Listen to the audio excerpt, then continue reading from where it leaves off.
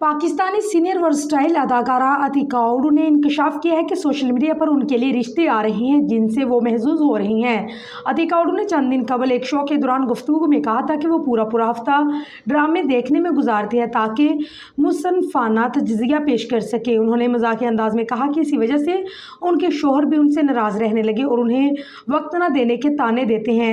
अदाकारा ने अब इसी शो में बताया कि जिस दिन से मैंने टीवी पर यह कहा है कि मैं मसरूफ़ होने की वजह से मेरे शोहर मुझसे नाराज़ रहने लगे हैं, उस वक्त से लोगों की जानिब से मुझे ज़्यादा हमदर्दियाँ मिल रही हैं।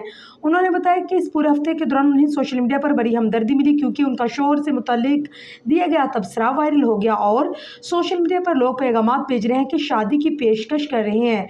मुझे बहुत मज़ा आ रहा है। मज़ीद कहा कि ख़वातीन को भी मशवरा देती हूँ कि कभी कभार अपने शोहरों को थोड़ा चुंका देना अच्छा होता है। ख़वातीन अपने शोहरों को दबाव में रखा करें, ये अच्छा रहता है।